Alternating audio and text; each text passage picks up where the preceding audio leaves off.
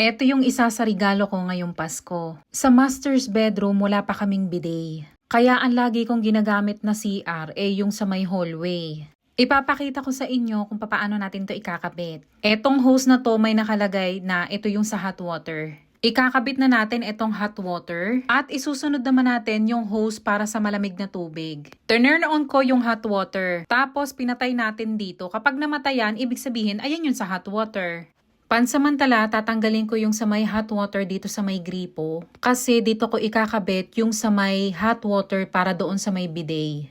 Make sure lang na maganda yung pagkakabit natin para hindi siya tutulo. And then sa kabilang side, dito naman natin ikakabit yung sa gripo. And then ito turn off naman natin ito para hindi siya sumirit mamaya pag tinanggal natin. Tapos i-flush natin kung ano yung natitira sa tank. Tatanggalin din natin yung pinaka-cover ng toilet kasi dito natin ilalagay yung bidet. Make sure na may container kayo na maliit para masalo kung may tutulo pa na tubig. And then, ikakabit na natin yung cold water dito sa may bidet. At i-connect na rin natin yung hose na tinanggal natin kanina kasi dalawa yung butas niyan. Make sure lang na mahigpit para walang tutulo.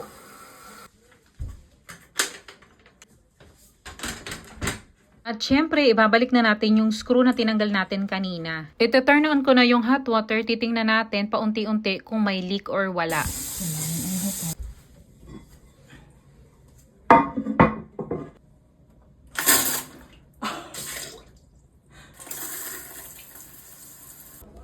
So that one, if you turn it this way, it will wash the nozzle.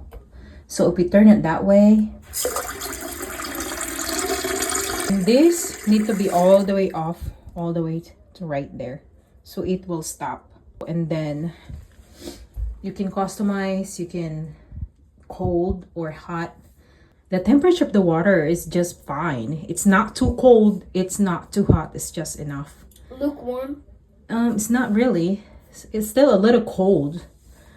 And then So lukewarm. you have the option from little to all the way up. So it will spray like more. It's December 29 at 10:46 at night and I just hit 500,000 followers today. I just want to thank every single one of you, especially for my family for being here for me. I love you guys. Happy New Year.